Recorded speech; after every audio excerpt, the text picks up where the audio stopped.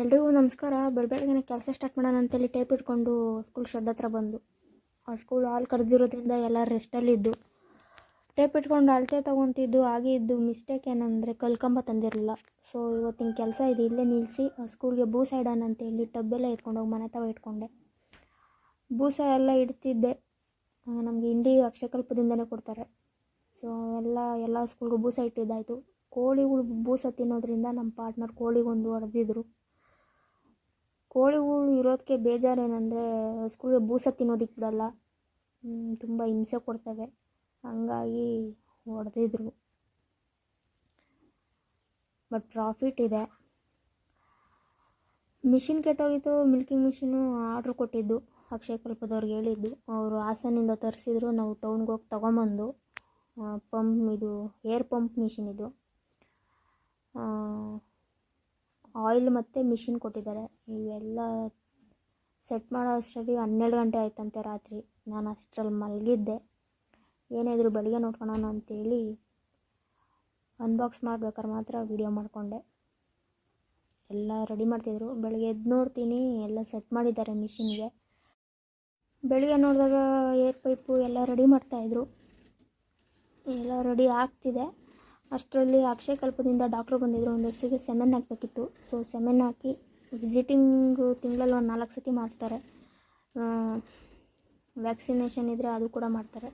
ಡೈರಿಗೆ ಎಂಟ್ರಿ ಮಾಡಿ ವಾಪಸ್ಸಾದರು. ನನ್ನ ಮಗಳಿಗೆ 4ನೇ ತಾರೀಕು ಬಂದರೆ 4 ತಿಂಗಳು ತುಂಬುತ್ತೆ ಅಂತೇಳಿ ಡ್ರೆಸ್ ಬುಕ್ ಮಾಡಿದ್ದೆ. ಅವರಪ್ಪ ಕ್ಯೂರಿಯಾಸಿಟಿ ತಡೆಯೋಕ್ಕದಲ್ಲೇ ಓಪನ್ ಮಾಡಿದ್ದಾರೆ. ಸರಿ ಅಂದ್ಕೊಂಡು ಮತ್ತೆ ಪೆಡಾಕಿಗೆ ಕಲ್ಕಂಬ ಇರಲಿಲ್ಲ, ನಿಮ್ಗೆ ಹೇಳ್ದಂಗೆ ಇಲ್ಲೇ ಒಬ್ರ ಹತ್ರ ಸಿಕ್ತು ಅದು. ಸೊ ಒಂದು 14 ಕಲ್ಲು ಸಿಕ್ತು. 20 ಬೇಕಿತ್ತು, 14 ಸಿಕ್ಕಿದ್ದು. ಸೊ ಅದನ್ನು ಲೋಡ್ ಮಾಡ್ಕೊಂಡು ತತ್ತಿದ್ರು. ಯಾರಿಗೋ ಒಬ್ರಿಗೆ ಹೇಳಿದರು ಲೋಡಿಂಗಲ್ಲಿ ಬಾ ಅಂತ. ಬಟ್ ಆ ಟೈಮಿಗೆ ಅವ್ರು ಸಿಗಲಿಲ್ಲ. ಸೊ ಒಬ್ಬರೇ ಲೋಡ್ ಮಾಡ್ಕೊಂಡು ಬಂದಿದ್ದಾರೆ. ನಾನು ಹೇಳೋದೊಂದೇ, ಹೈಟೆಕ್ಕಾಗಿ ಯಾರೂ ಮಾಡಬೇಡಿ ಸ್ಟಾರ್ಟಿಂಗ್ ಮಾಡೋರು. ಎಲ್ಲ ಶೆಡ್ಡು ಶೀಟು ಅಂತೇಳಿ ಎಲ್ಲ ಇದಕ್ಕೆ ಇನ್ವೆಸ್ಟ್ ಮಾಡಿದ್ರೆ ವೇಸ್ಟು. ಅದಕ್ಕೆ ಸ್ಕೂಲ್ ತಂದ್ಕೊಳ್ಳಿ, ಮೇವು ರೆಡಿ ಮಾಡ್ಕೊಳ್ರಿ, ಆಮೇಲೆ ಬರೋ ಪ್ರಾಫಿಟಿಂದ ಅವೆಲ್ಲ ಮಾಡ್ಕೊಳ್ಳಿ. ಸರಿ ಅಂತೇಳಿ ಕಲ್ಲೆಲ್ಲ ನೋಡ್ದು. 14 ಇತ್ತು. ಟೈಮ್ ಆಗಿದೆ, ಹೋಗಿ ಹಸು ಇಟ್ಕೊಂಬ ಅಂತಂದರು. ಸೊ ತೋಟಕ್ಕೆ ಹೋಗ್ತಿದ್ದೆ. ನಮ್ಮದು ಸ್ಕೂಲ್ದೆಲ್ಲ ಸಗಣಿ ಒಂದು ಕಡೆಗೆ ಹಾಕ್ತೀವಿ. ಸೇಲ್ ಮಾಡೋ ಟೈಮಲ್ಲಿ ಗೊಬ್ಬರ ಅಂತೇಳಿ ಮಾರ್ತೀವಿ. ಇಲ್ಲ ಅಂತಂದರೆ ನಮ್ಮ ತೋಟಕ್ಕೆ ಹಾಕ್ಕೊತೀವಿ, ತೆಂಗಿನ ಮರಗಳಿಗೆ. ಮಳೆ ಜೋರಾಗಿ ಹೊಡೆದಿರೋದ್ರಿಂದ ಭೂಮಿಯಿಂದ ಬತ್ತಿರಲಿಲ್ಲ. ಸೊ ಸ್ಟ್ರಗಲ್ ಮಾಡಿ ತೆಗೆದು ಹಸು ನಮ್ಮ ಮನೆ ತಗ ಮಾಡ್ಕೊಂಡು ಹೋಗ್ತಿದ್ದೆ. ಅಷ್ಟರಲ್ಲಿ ಅನ್ಲೋಡ್ ಮಾಡೋಕ್ಕೆ ಅಂತೇಳಿ ಬಂದಿದ್ದರು ಅವರು. ಇಬ್ಬರು ಸೇರಿ ಅನ್ಲೋಡ್ ಮಾಡ್ತಿದ್ದಾರೆ. ಏನಾರು ಹೆಲ್ಪ್ ಇದ್ದರೆ ಮಾಡ್ತಾರೆ ಕರೆದಾಗ ಅವರು. ಅನ್ಲೋಡಿಂಗ್ ಎಲ್ಲ ಮುಗೀತು. ಸೊ ಪೆಡ ಕ್ಲೀನ್ ಮಾಡ್ಕೋಬೇಕಿತ್ತು.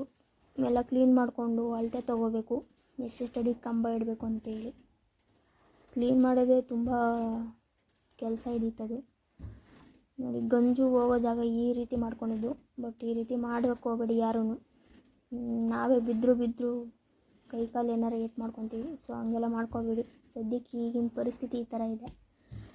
8 ಅಡಿ ಕಂಬ ಇಡಬೇಕು ಅಂತೇಳಿ ಎಲ್ಲ ರೆಡಿ ಮಾಡಿಕೊಂಡು, ಇದೊಂದು ಮರದ ಪೀಸು ನಮ್ಮ ಪಾರ್ಟ್ನರ್ಗೆ ತುಂಬ ತಲೆನೋವು ಕೊಡ್ತು. ಸ್ಟ್ರಗಲ್ ಮಾಡಿ ತೆಗೆದು ಎಸೆದ್ರು. ಕಲ್ಕಂಬನೂ ಇಟ್ಟಿದ್ದಾಯಿತು. ಮೆಸ್ ಹಾಕೋದು ಒಂದೇ ಬಾಕಿ. ತೋಟದ ಮನೆ ಆಗಿರೋದ್ರಿಂದ ರೋಟ್ ವೀಲರನ್ನು ನಾಯಿ ತಂದಿದ್ದು. ಒಂದು ಸೈಡಿಗೆಲ್ಲ ಕಲ್ಕಂಬ ಇಟ್ಟಿದ್ದಾಯಿತು. ಸೊ ಮೆಸ್ ಕೂಡ ಹಾಕ್ತಿದ್ದು. 50 ಅಡಿ ಬರುತ್ತೆ ಒಂದು ಸೈಡಿಗೆ ಮೆಸ್ಸು. ಸೊ ಎಲ್ಲ ರೆಡಿ ಇದೆ. ಇನ್ನೊಂದು ಸೈಡ್ ಮೆಸ್ ಹಾಕಬೇಕಿತ್ತು. ಸೊ ಎಲ್ಲ ಅಳತೆ ತೊಗೊತಿದ್ದು. ನೋಡಿ, ಒಂದು ಸೈಡ್ ಹಾಕ್ಕೊಂಡಿದ್ದೀವಿ ಆಲ್ರೆಡಿ.